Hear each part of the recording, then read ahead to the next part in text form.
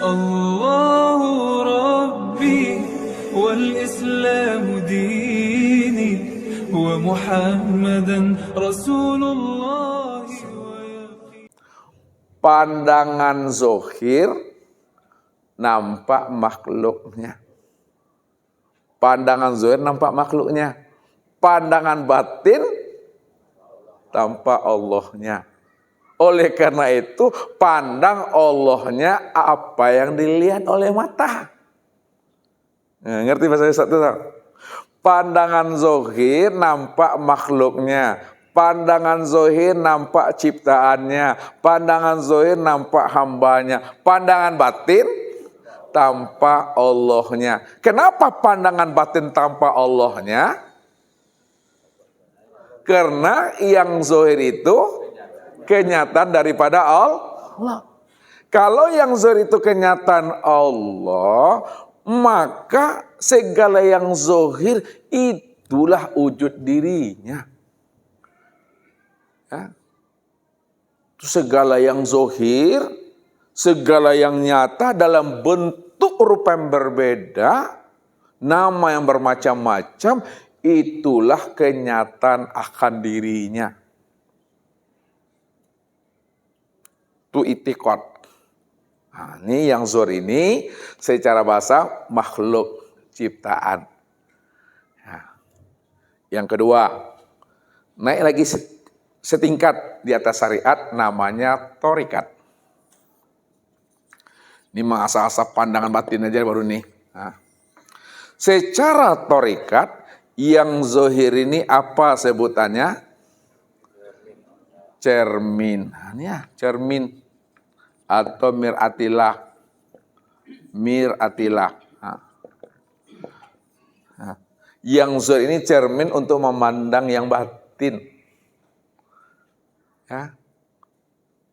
Apakah yang zohir itu yang bercermin? Dan apakah yang zohir itu dikatakan cermin? Secara hakikat, yang dikatakan yang cermin itu dan yang dikatakan yang zohir itu adalah si batin ini yang sebenarnya. Yang batin itu yang zohir, bukan yang zohir itu yang nyata. Ini enggak tajam sedikit. Ya, yang batin itu yang zohir, ya. Bukan yang zohir itu yang nyata. Yang batin itu yang zohir. Kalau yang batin itu yang zohir, maka yang batin itu yang nyata. Oleh karena itu, segala yang zohir, segala yang nyata, itulah bentuk rupanya yang batin. Maka dikiaskan dalam penyampaian kajinya, Allah itu batin tiada tersembunyi. Allah batin tiada tersembunyi. Kenapa? Karena dia sudah nyata pada segala yang zohir. Segala yang zohir itu, itulah diri yang batin tuh. Maknanya apa? Kalau kain sudah menjadi baju, jangan dicari juga kain itu lagi. Kalau kain sudah menjadi sarung, jangan dicari juga sarung itu lagi. Memandang baju sudah terpandang kain tuh, memandang sarung sudah terpandang kain tuh. Itu maknanya. Jangan dicari-cari juga Allah tuh. Karena segala yang zahir, segala yang nyata, segala yang tampak, segala yang jelas, itulah diri yang sebenar-benarnya. Maka orang-orang dahulu selalu mengkiaskan bahasa itu. Allah itu bersembunyi di dalam terang. Apa? Biasanya orang bersembunyi di mana? Di gelap kan? Supaya tak nampak. Tapi Allah supaya tak nampak, berselindung, bersembunyi pada yang terang. Siapa yang paham tentang aku, maka dia banyak senyumnya itu. Karena segala yang terang yang ujungnya itu aku tuh. Bagaimana aku akan menyembunyikan diriku kepada hamba-Ku yang sudah mengenal akan aku. Bagaimanapun aku berbentuk, berganti bentuk dan rupa, dia paham dan mengerti. Karena segala bentuk dan rupa itulah penyamaran diriku, tahu dia tuh. Itu rahasianya tuh. Tuh. Naik lagi bahasanya di atas bahasa thorikat. Yang zahir ini secara bahasa hakikat apa sebutannya?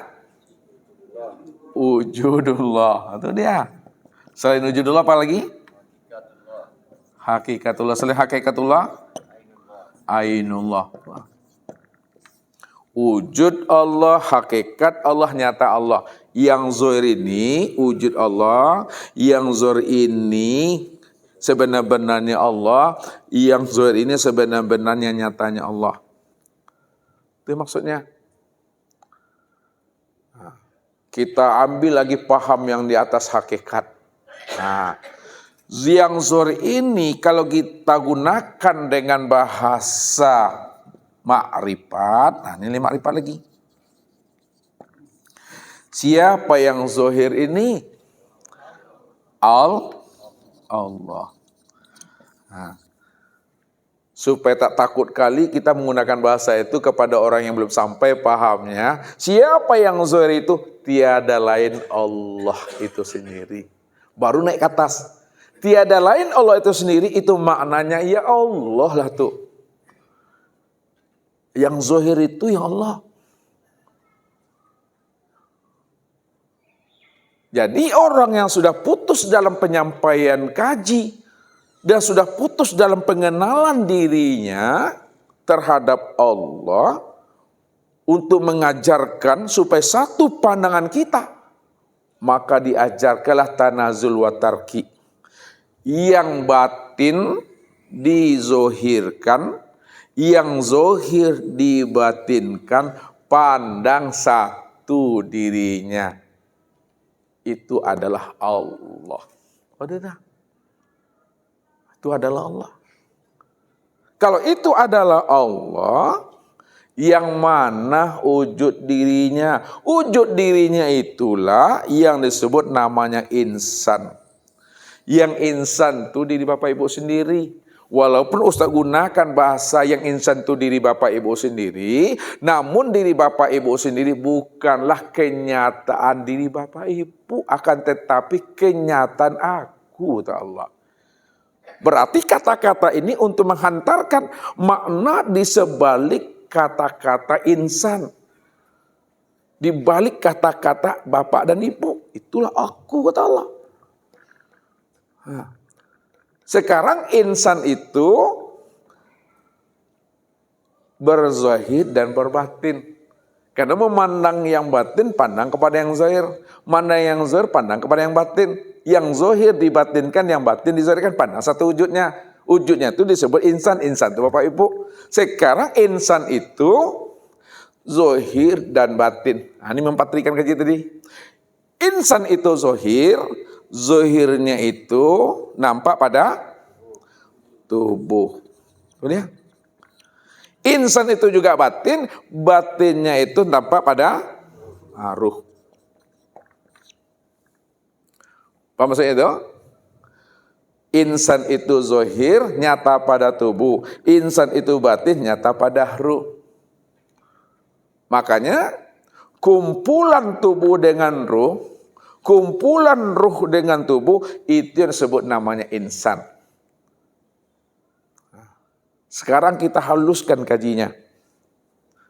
Ya. Bagaimana cara menghaluskan kajinya? Kalau memang Tuhan itu zahir dan batin, yang aku itu zahir dan batin, yang disebut namanya insan, insan itu ada tubuh, ada ruh, kita haluskan kajinya. Karena insan itu nyatanya aku, kata Tuhan. Yang tubuh ini, ya, yang zahir ini, yang nyata pada tubuh, inilah yang bernama Muhammad tuh. Sedangkan ruh yang batin ini, inilah yang bernama Allah. Maka dikatakan Allahu ruhun wa Muhammadun jasadun. Allah itu batin nyata pada ruh, Muhammad itu zahir nyata pada tubuh. Kumpulan Allah dan Muhammad, kumpulan Muhammad dengan Allah, itu adalah esa, tunggal. Karena dia adalah esa dan tunggal, maka kumpulan Allah dengan Muhammad, Muhammad dengan Allah disebut namanya insan. Maka insan inilah yang dikatakan Allah itu sendiri. Al-insanu nafsi wa ana nafsuhu. Itu bahasa apa tuh? Allah itu, insan itulah Allah itu sendiri. Makrifat tuh. Itu maksudnya tuh Bapak Ibu. Ya, insan tuh. Jadi insan itu secara bahasa makrifat Allah tuh dah. Wallahu nafsiun wa ana nafsahu wujudahu. Allah itu ya diriku. Ya diriku itu yang Allah tuh. Memangnya ada yang lain lagi? Nah, gak ada.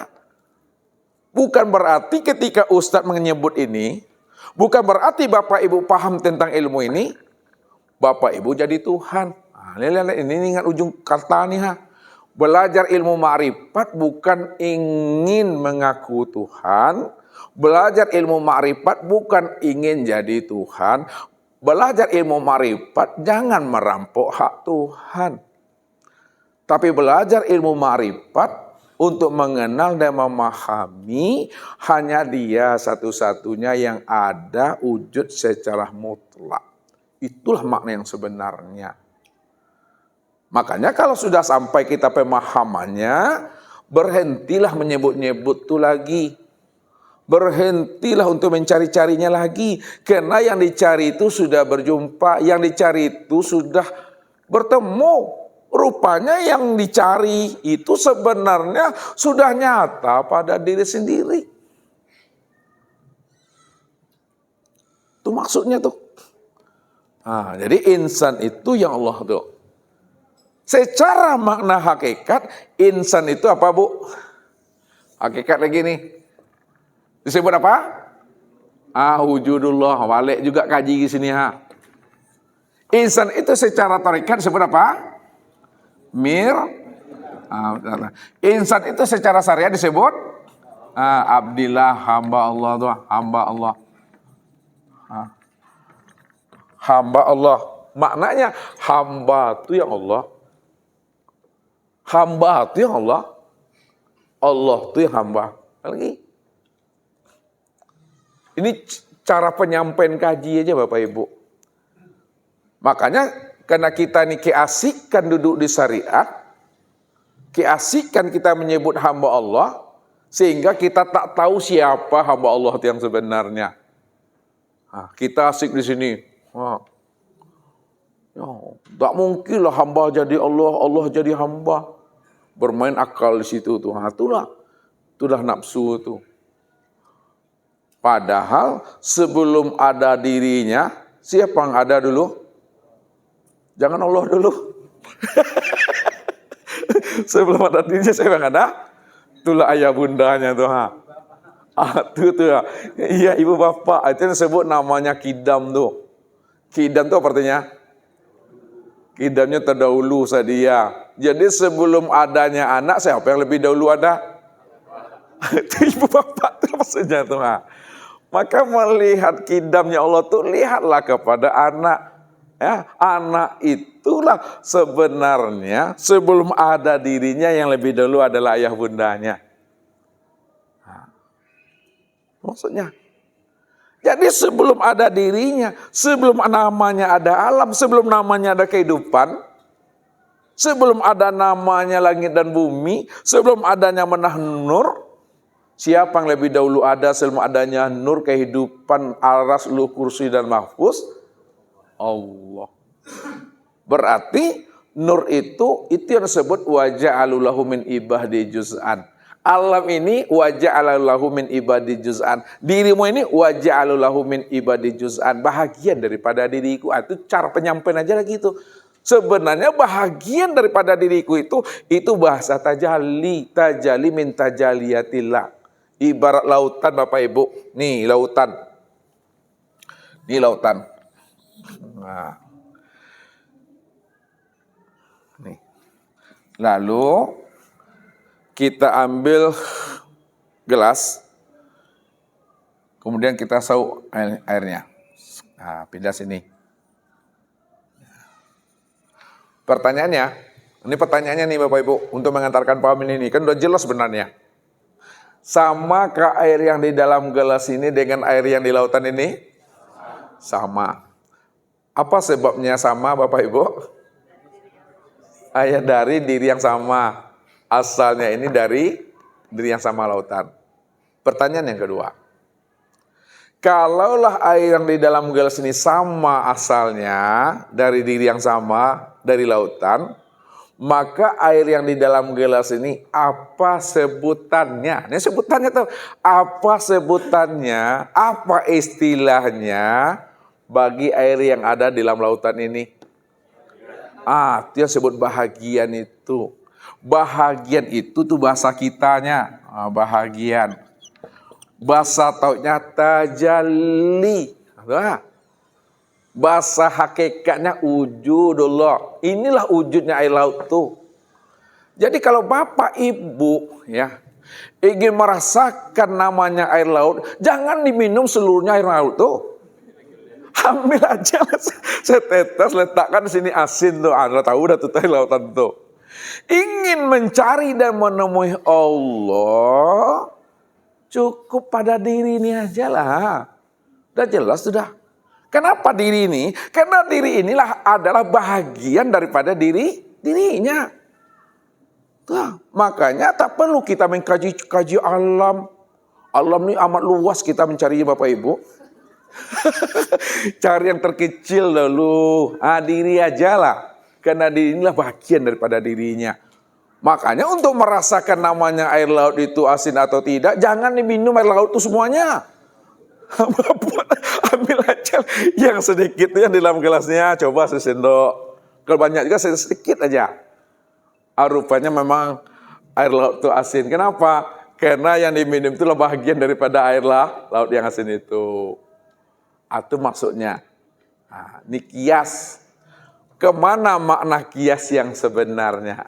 Ini hantarkan nih. Makanya kalau kias itu tidak dihantarkan kepada makna hakikatnya, maka orang sibuk berkias-kias, tapi dia sendiri tak tahu dia makna kias yang sebenarnya dari apa yang dia ceritakan itu.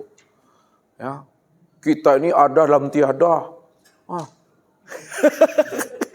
Tak ngerti dia. Kita ini ada dalam tiada. Adanya kita di dalam tiada. Siapa yang tiada? Siapa yang ada? Bingung berputar-putar di situ dia. Akhirnya dibilanglah ke jin sesat. Karena tak dihantarkan kepada yang sebenar-benarnya. Makna kias yang sebenarnya, ya, Allah itu adalah lautan. Kalau lautan yang contoh itu kan ada batasannya tuh, ada tepiannya kan? Allah tidak ada tepiannya, Allah tak ada batasannya. Kalau Allah tidak ada tepian dan batasnya, maka kita inilah setetes bahagian daripada lautan itu yang disebut Allah tuh. Kita inilah bahagian daripada Tuhan tuh. Kita ini yang wujud Allah, kita ini yang cermin Allah, kita ini hamba Allah. Kalau udah paham Bapak Ibu, udah sampai Bapak Ibu di situ, mengenal diri Bapak Ibu, siapa benarnya diri Bapak Ibu itu, barulah dapat jawabannya. Man arafa nafsahu. Siapa yang sudah mengenal dirinya, disitulah dia mengenal Tuhannya. Tuhan. Kenapa? Yang dirinya itu adalah si hayat, hayat itu nyawa, nyawa itu napas, napas itu ruh, ruh itu nur Muhammad itu adalah sifat. Yang sifat itu adalah zat, yang zat itu aku. Disitulah dia mengenal Tuhannya. Rupanya dirinya ini adalah rahasia Tuhan. Kalaulah diri ini rahasia Tuhan, maka dirinya inilah sebenar-benarnya Tuhan itu sendiri. Ketika Bapak Ibu udah kenal diri Bapak Ibu itu yang sebenar-benarnya Rob, yang sebenarnya Tuhan, man arafa rabbahu. Siapa yang sudah mengenal Tuhan, Tuhan itu yang dirinya, fasadal jasad. Maka hancurlah jasadnya itu. Hancur dirinya itu. Kalau sudah hancur dirinya, maka diri siapa yang wujud tuh? Diri Allah lah yang wujud. Apa kata Allah? Ini kata Allah lagi. Innal abdi iza ahbabtuhu qataltuhu. Fa iza qataltuhu wa ana dia tahu. Sesungguhnya hambaku, ya, apabila dia telah aku cintai, maka aku bunuh dirinya. Kalau dia aku bunuh dirinya, wa ana dia tahu pengganti dirinya itu aku. Kalaulah pengganti dirinya itu akulah sebenar-benarnya yang wujud tuh. Akulah yang melihat, aku yang mendengar, aku yang berkata, aku yang mengetahui, aku yang berkuasa, aku yang berkehendak. Aku yang mendiri, aku yang ruku, aku yang berjalan. Inilah nyatanya aku tuh. Ketika itu, kala lisanhu, itu kesimpulan kaji itu. Ya, itu kesimpulan kaji kala lisanhu itu, tidak ada lagi diri Bapak Ibu itu. Jadi diri Bapak Ibu tidak lagi berzohir dan tidak lagi berbatin. Diri Bapak Ibu itu memang tidak pernah ada selama-lamanya. Memang sejak mula ada nggak pernah ada. Selama ini ngaku-ngaku ada aja. Tapi setelah tahu dirinya tidak ada, barulah malu sendiri. Ketika malu sendiri, yang malu itu yang mana? Yang ekor, yang malu itu yang wajah. Wajah. Makanya ketika sholat istighfar, astagfirullahaladzim. Malu itu. Tutup di wajah, astagfirullahaladzim. Itulah tuh ya rahasianya. Sama orang kentut, kenapa orang kentut pusak atau durot? Tahu beda pusak dengan durot? Kalau pusak itu dia melasui bunyinya. Melasui itu apa itu? Enggak berbunyi dia, tapi bau demak luar biasa. Itu pusak namanya itu. Tapi kalau durot, dia besar bunyi tapi tak bau dia. Ketika ini keluar durot kentut dia, kenapa yang dibasuh itu tidak wajah, tidak ekor? Kenapa dibasuh wajah? Karena yang malu itu yang merasa berdosa itu yang mana? Yang ekor merasa berdosa itu yang wajah nih. Wajah yang merasa berdosa, makanya dibasuh wajahnya. Sehabis sholat, astagfirullahaladzim. Memang ada kita yang sholat, tidak ada yang kita yang punya diri. Tuh. Sebab siapa yang mengatakan diri? Wujuduka hijabun.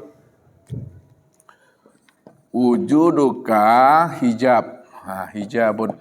Wujuduka zanbun. Adanya wujud dirimu itu adalah hijab. Adanya wujud dirimu itu yang dosa tuh. Jadi jangan kita terhijab dengan diri sendiri. Supaya kita tidak terhijab dengan diri sendiri, keluar kita dari sendiri. Bahasa ustadznya, berhentilah jadi orang. Berhenti jadi orang tuh, ngerti bisa itu Bu? Jangan ngaku-ngaku orang juga lagi. Berhentilah jadi manusia, Walaupun kita dikatakan manusia, tapi manusianya kita bukanlah kenyataan kita.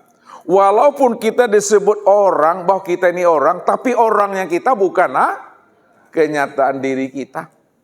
Walaupun kita punya diri, tapi diri kita itu bukanlah kenyataan diri kita. Lalu siapa diri kita? Siapa orang? Siapa manusia? Itu yang Allah tuh.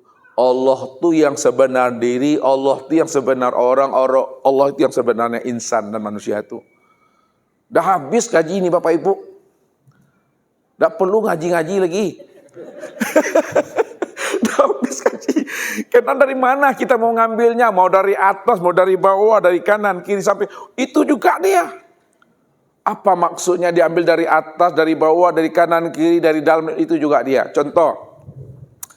Ini contoh biar banyak.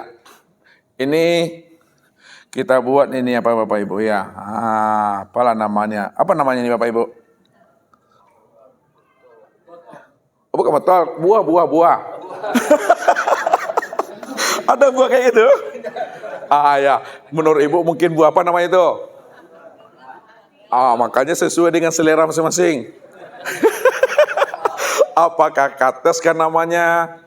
Batik kan namanya, ketelo kan namanya, pepaya kan namanya, gandul kan namanya, keliki kan namanya, ya, atau yang lain namanya, mau apel, ada apel kayak ini? Ada apel milenial nih, ya, apakah namanya itu? Mangga terserah lah. Jadi jangan tertipu dengan bahasa Ustadz. Kita ambil contoh yang sebenarnya. Kita sepakat aja lah, apa namanya ini? Apa namanya? Ustadz apa ngerti buat ya? Kita anggap pepaya aja lah, pepaya. Pepaya tahu? Ada yang tak tahu pepaya? Kalau enggak ada yang tahu pepaya, jangan jadi orang Indonesia lagi. Anggap pepaya. Lalu pepaya ini Bapak Ibu, lihat-lihat pepaya ini kita potong-potong. Kita potong-potong. Dicincang-cincang. Potongan pepaya tuh sampai 500 potong. Kalau kecil sebesarnya mungkin 300 potong. Ya, supaya fokus Bapak Ibu yang dipotong itu adalah pepaya. Dibuat pepaya sini. Pepaya dipotong 200 potong, 300 potong. Pertanyaan Ustadz, adakah ya Bapak Ibu jumpai di dalam 300 potong pepaya itu mangga? Adakah di situ namanya mentimun? Ya, adakah di situ namanya semangka? Kenapa di dalam 500 potong pepaya itu tak dijumpai di situ namanya mangga, tak dijumpai namanya mentimun, tak dijumpai namanya semangka? Karena yang dipotong pepaya karena dia satu-satunya.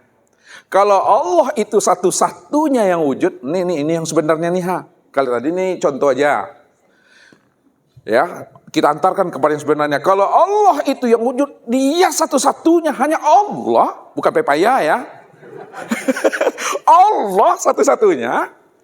Maka apa yang ada di alam yang Bapak Ibu lihat ini, apakah wujudnya manusia, apakah wujudnya hewan, apakah wujudnya tumbuh-tumbuhan, apakah wujudnya planet-planet, maka yang terpandang pada hewan, tumbuh-tumbuhan, manusia dan planet itu yang terpandang apa?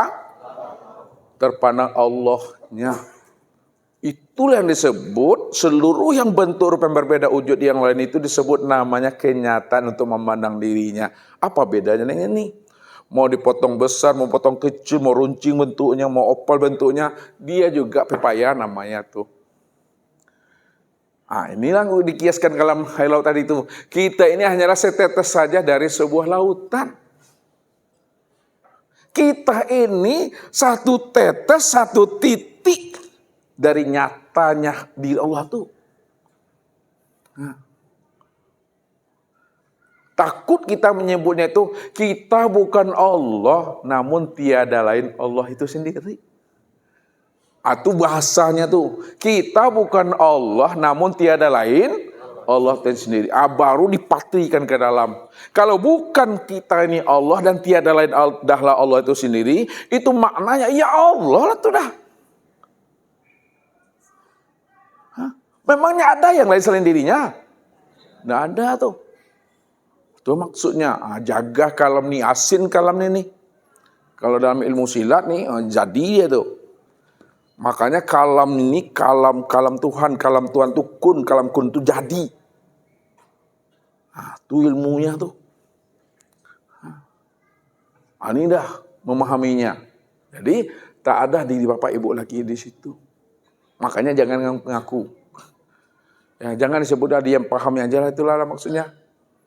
Jadi rahmatan lil alamin dan rahmatan fil alamin Bapak Ibu. Kalau enggak ada di Bapak Ibu lagi di sana, zahir dan batin, ini udah di ujung kaji sedikit nih. Kalau tak ada di Bapak Ibu lagi di sana, zahir dan batin, siapa sebenarnya yang wujud zahir dan batin? Siapa? Lihat Allah. Kalau Allah diri yang zahir dan batin, pertanyaannya Bapak Ibu jawab, siapa yang bermakrifat tuh? Siapa yang berhakikat? Siapa yang bertorikat? Siapa yang bersyariat? Itu dia. Inilah maksudnya kif ya Muhammad ana rabbaka usolli. Berhentilah engkau Muhammad yang mengatakan engkau yang sholat. Akulah Rabbmu yang sholat tuh. Aku yang bersyariat, aku yang bertorikat, aku yang berhakikat, dan aku yang bermakrifat. Jadi bukan kita tidak sholat. Nah, ini turun lagi bahasa ke bawahnya. Bukan kita tidak sholat, bukan kita tidak beribadah. Tetap beribadah, tetap sholat. Namun jangan kita mengaku diri kita itu yang sholat dan beribadah. Allahu Rabbi wal Islamu dini wa Muhammadan Rasulullah.